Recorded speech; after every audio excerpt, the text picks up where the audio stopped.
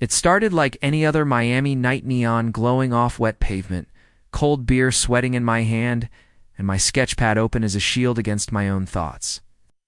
I had no idea that two strangers walking through the door would crack something open in me, forcing questions I'd spent years avoiding. How far would I really go to face my truth? South Beach pulsed outside, alive with salsa beats, laughter spilling onto the sidewalks, the air heavy with salt and possibility. Inside Luna, a dim bar tucked between louder clubs, I sat alone at a corner table. My name is Alex Carter, 28, graphic designer by trade, chronic overthinker by nature. My pencil moved across the page, shaping an abstract figure that didn't quite make sense, half-formed, unfinished. That felt familiar. I came here. After brutal weeks of deadlines, the kind that left my eyes aching and my sleep shallow. Miami was supposed to be my reset button, my clean break from a small Georgia town where being myself felt like a secret crime. I'd known I was gay since high school, learned it through quiet crushes and careful glances, through the art of pretending. Back home, my parents' church preached love every Sunday and delivered judgment the rest of the week. It's just a phase, my mother had said once, her denial sharper than anger. So I ran. I chased warmth, color, freedom, yet their voices still followed me. That night, I just wanted to disappear into my drawings. Then the door opened. Two men entered, and the atmosphere shifted instantly, like the room had inhaled and held its breath. They moved with discipline and certainty, shoulders squared, steps synchronized. Soldiers, no doubt about it. The taller one, Marcus, had a shaved head and a face cut with hard lines, his dark eyes sweeping the room like he was assessing threats. The other, James, was slightly shorter, with short dark curls and a quieter intensity. His gaze was sharp but cautious, as if he carried things he'd never learned how to set down. They took seats at the bar, ordered beers with brief nods. I caught myself watching not purely attraction, though that played its part, but something deeper. Their presence carried weight. When Marcus leaned in to say something, James smiled faintly, a restrained curve of his lips that hinted at shared history. My pencil froze midline. Nice sketch. The voice startled me. I looked up to see James standing beside my table, beer in hand. Up close, his eyes were warmer than I expected, still guarded, but human. Marcus stood just behind him, unreadable yet curious. Thanks, I said, snapping my sketchpad shut, suddenly aware of myself. Just killing time. Mind if we sit? Marcus asked. His voice was calm, steady, the kind that didn't need permission, but still asked. I nodded. Something in my chest sped up. Not fear. Not nerves. Just a strange certainty that this moment mattered. We clinked bottles, the sound small but grounding. Conversation came easily. I talked about design work, about Miami's chaos and creativity, about how the city felt like a second chance. Marcus shared pieces of his life in careful fragments, deployments, long nights, places that blurred together. James joked more, telling stories about sneaking into questionable bars while on leave. But his expression shifted when family came up. They don't really see me, he said quietly. Probably never will. The words slipped out of me before I could stop them. I left home because of that. My parents think I'm wrong. Saying it out loud felt raw, exposed. Marcus leaned in, forearms on the table. That's on them, he said firmly, not you. There was no pity in his voice, only certainty. It hit harder than comfort ever had. James met my eyes, holding my gaze a second longer than necessary. Something unspoken passed between us. Recognition. Understanding. You don't seem like someone who should be hiding, he said softly. Hope stirred, dangerous and bright. Or maybe it was just the relief of being seen. I wanted to ask more, to understand what shaped them, what scars they carried. But Marcus checked his watch and stood, his decision already made. We've got to go. Disappointment surprised me with its weight. Thanks for the company, I said, forcing a smile. James lingered for a heartbeat longer, his expression unreadable. Then nodded and followed Marcus out into the Miami night, leaving the air changed, and me quietly undone. See you around, Alex, he said none the way. He said my name lingered, heavy with meaning, almost like a promise. As they walked out, the bar felt suddenly hollow. Music seemed duller, the laughter farther away. I opened my sketch pad again, but my focus was gone. My thoughts circled Marcus's unshakable conviction, James's quiet understanding, and the uncomfortable truth that some part of me was still running. I didn't realize it then. But that night was the beginning of a collision with myself, one that would force me to stop hiding, no matter what it cost. What would you do if a single night could change everything? Some moments don't announce themselves. They slip in quietly and rearrange your life when you're not looking. The Miami sunrise bled across the sky in soft pinks and golds. But I barely registered it. I sat alone on my apartment balcony, replaying the night at Luna over and over, like a song stuck on repeat. I'm Alex Carter, 28, a graphic designer who believed Miami would be my clean slate, my escape. But meeting Marcus and James too, soldiers whose words cut straight through my defenses, had left me restless in a way I couldn't ignore.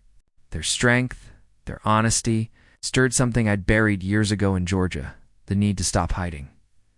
Back home, being gay meant whispers in church pews and long suffocating silences at the dinner table. "You're confused, Alex," my mother had said once, her voice sharp as a blade. I thought distance would heal that wound. I thought Miami would be different. Yet even here I kept myself locked away, smiling through client meetings, casual conversations at bars, pretending there was nothing beneath the surface. Marcus's words echoed in my head. That's their failure, not yours. James's quiet confession, they don't get me, cut just as deep. For the first time, I felt truly seen, and that terrified me. I opened my laptop, fingers hovering over social media. I wasn't even sure what. I was looking for closure, clarity, or just proof that the night had been real. After a few minutes of searching, I found James's profile. Private. One photo.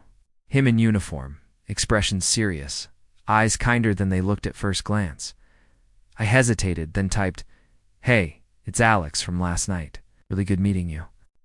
To my surprise, a reply came almost immediately. "Meet me at the pier tonight. 7. My pulse quickened. Not fear, but anticipation. A chance to understand why his words still clung to me. The pier buzzed with tourists and street musicians. The ocean breeze thick with salt. James stood near the railing, civilian clothes replacing his uniform. Though his posture still carried military precision. The fading sunlight caught in his dark curls. "Didn't think you'd reach out," said his voice warm but cautious, like he was testing the ground between us. "I didn't think I would either," I admitted, leaning against the railing beside him. "But last night, it stuck with me. Can't explain why." He nodded, eyes fixed on the waves. "Said your parents think you're broken?" He paused. "Mine cut me off when I came out. Said I was a disgrace to the family name." His voice stayed steady, but the pain beneath it was unmistakable, unresolved. "The military isn't much better," he added quietly. "You keep your head down or you're done." His words hit too close to home. "I thought moving here would fix everything," I said. "But I'm still pretending at work, with friends. I'm still not me." Saying it out loud felt like stepping off a cliff. But standing there beside James, it felt survivable. He turned to face me, studying my expression. "You don't have to pretend forever," he said. "But it's a fight. Every single day." There was no pity in his voice, only truth. And somehow, that made me want to be braver than I'd ever been. Then his expression shifted, hesitation flickering across his face. "There's something you should know about Marcus." My stomach tightened. "He's not who you think," James continued. "He's engaged to a woman. It's a cover. Keeps his career safe." He hesitated before adding, "He likes you, Alex, but he'll never be honest with himself or with you." The words landed hard, like a sudden blow shattering, something fragile I hadn't realized I'd already begun to hope for. I'd felt something with Marcus's, not romantic, not desire, but something deeply human. His certainty had given me hope, a sense that honesty was possible. Now that hope felt cracked, maybe even false. "Why tell me this?" I asked, my voice barely holding steady. "Because you deserve better," James said without hesitation. His tone was firm, grounded, because I've seen what happens when you trust the wrong people. He didn't explain further, but the heaviness in his eyes said enough. Whatever that lesson had cost him, it hadn't been small. I turned toward the ocean, lights blurring as my thoughts spiraled. Marcus's words had felt real solid earned, but now I knew they were built on a secret. And James, his honesty, his pain, made me want to trust him. Still doubt crept in. Was he warning me out of Karor, protecting himself? I thought of my parents, of how quickly love had turned conditional. That wound was still open. Trusting anyone felt like stepping onto unstable ground. I need time, I said finally, softer than I intended. James nodded, no pressure in his gaze. Take it, he said. Don't let their failures define you. The words echoed Marcus's, but coming from James they felt different, turned, not borrowed. Walking back through neon-lit streets, the weight of his warning settled in. Marcus's deception hurt not because I wanted something from him, but because it reminded me of every voice that had told me to hide. My parents, my hometown. Now Marcus, different faces, same demand, be someone else. But James's story, his fight to survive honesty, lit something inside me. A small spark of courage? I didn't know it yet, but that night on the pier was a turning point. The road ahead would test my betrayal, judgment, the cost of being myself. Still, for the first time, I wasn't running. I was ready to ask the hard questions, even if the answers broke me. Have you ever faced a truth that changed everything?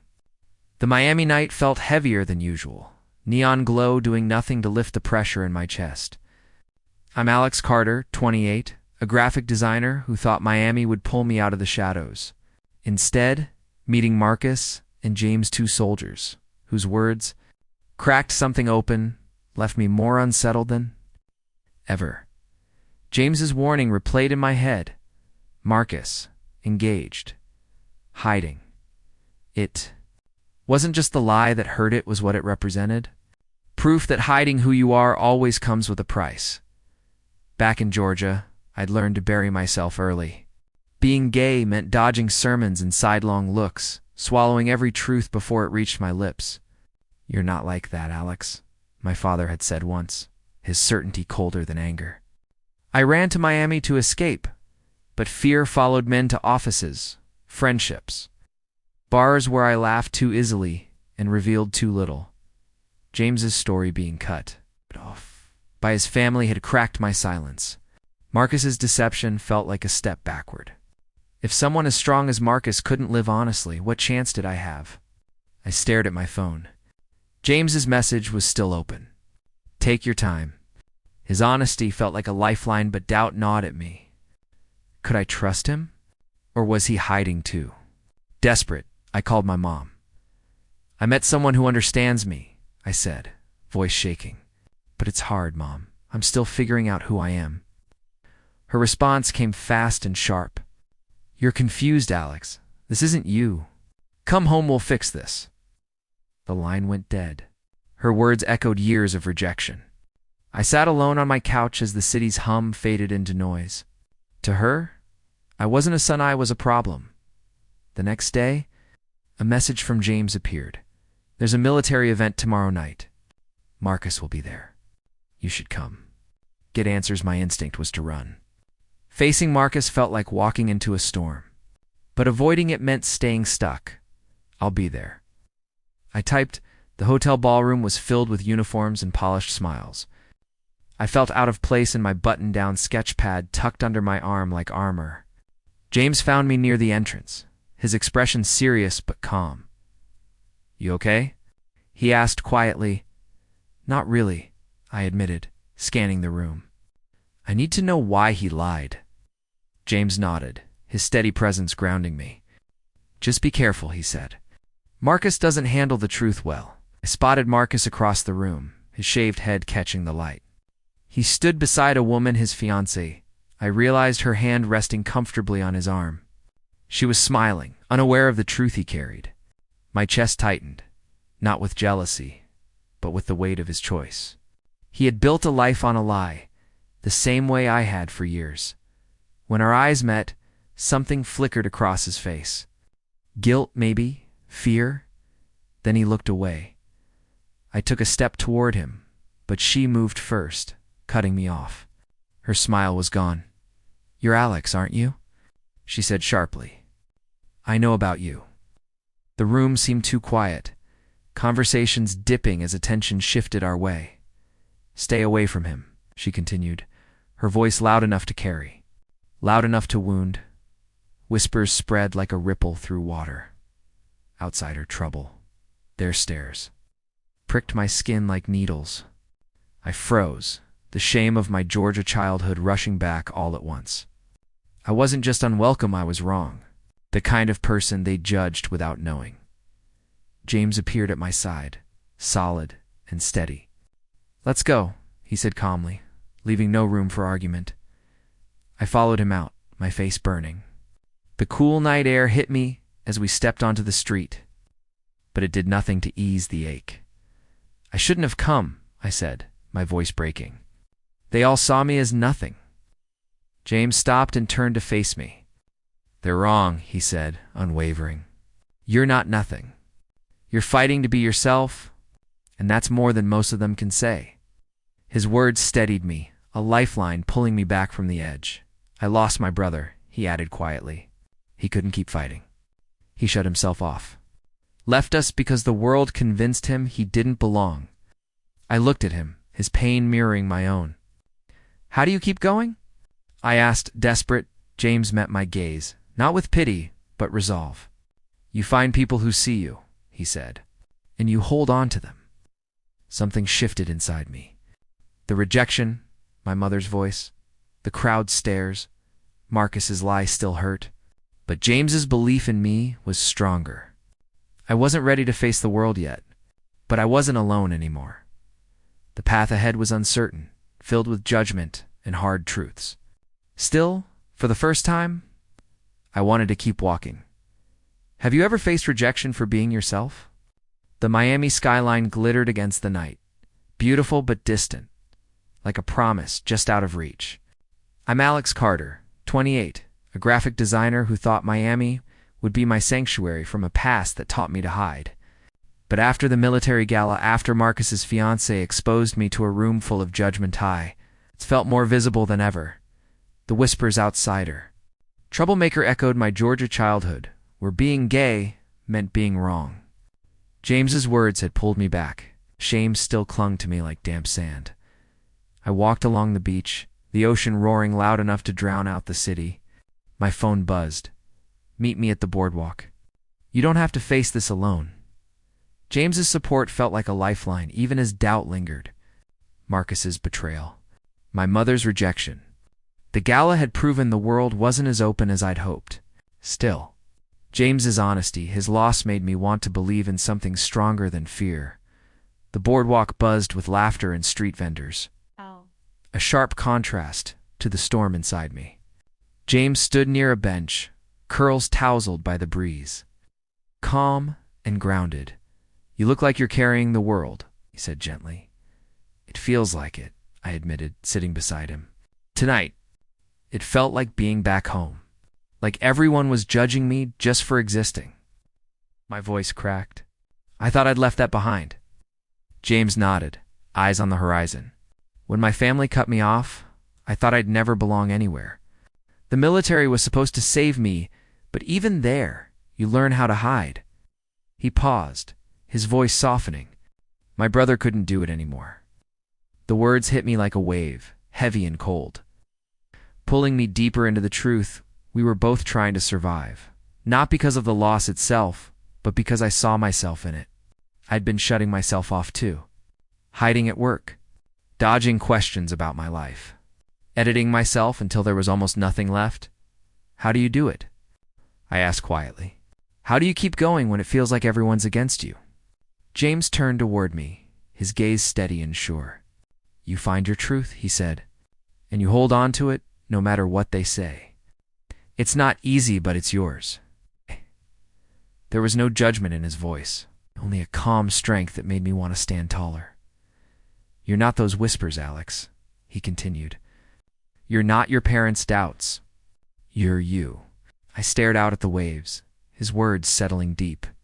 For so long, I'd let others define me, my parents, my hometown, even Marcus's lie. But James looked at me like I wasn't a problem to fix or a secret to keep. I was someone worth fighting for. The realization sparked a warmth in my chest, small but real. Then his voice dropped, and everything shifted. "I've been where you are," he said softly. "After my brother left, I hated myself for not saving him. I thought if I stayed quiet, followed the rules, I'd be safe." He swallowed. "But safe isn't free. It costs you everything." The raw honesty in his voice stole my breath. "Don't let their rules cost you your truth," he said. My throat tightened. "I don't even know what my truth is anymore," I admitted. "I've been hiding for so long. I don't know who I am." James leaned forward, earnest. "Then start asking," he said. "Ask who you want to be, not who they expect. That's where it begins." It wasn't a lecture. It was a challenge. One I wasn't sure I could meet, but desperately wanted to try. We sat in silence, the steady rhythm of the ocean calming the chaos in my head. For the first time, I imagined a life where I didn't hide, not at work, not with friends, not even from myself. The thought scared me, but it also felt like freedom. James didn't rush me or fill the quiet with promises. His presence was enough. Proof that I wasn't alone in this fight. As we walked back toward the city, the weight in my chest felt lighter. The gala. My mom's words. Marcus's betrayal. None of it had broken me. It had shown me what I was up against. And James's belief in me felt like armor. I wasn't ready to face the world head on, but I was ready to start asking the questions he'd challenged me to face. Who was I really? And what was I willing to fight for? The path ahead was intimidating, more judgment, more hard truths, but there was a flicker of hope now. Maybe my truth was worth claiming, even if it meant standing alone. Or maybe with James beside me, I wouldn't have to. What's the hardest truth you've ever had to face? The Miami dawn broke in shades of amber and blue, washing the city in soft light. I'm Alex Carter, 28, a graphic designer who came here to outrun a past that taught me to hide. But the last few weeks meeting Marcus and James, facing betrayal, rejection, my own fear had shown me that running only buries the truth deeper. James's challenge echoed in my mind, find your truth. I couldn't ignore it anymore. After the boardwalk, I spent days wrestling with myself. Georgia lingered in my thoughts, the silence around being gay. My parents' disappointment, the church whispers, a town that treated difference like a flaw. You're confused, my mother's voice still said, forming a wall between us. Miami was supposed to be freedom. Instead, I'd brought my fear with me, smiling through meetings, dodging personal questions, pretending I was fine. The gala had shattered that illusion. James's belief, his resilience, gave me a reason to fight. I sat at my desk, sketchpad open to a blank page. My inbox chimed with work emails, but I ignored them. I opened a new document on my laptop and stared at the empty screen. Then I began typing a letter to my parents. I'm done hiding, I wrote. I'm gay, and that's not a mistake. I love you, but I can't be who you want me to be. Each word felt like a stone lifted from my chest. When I hit send, I knew silence might follow.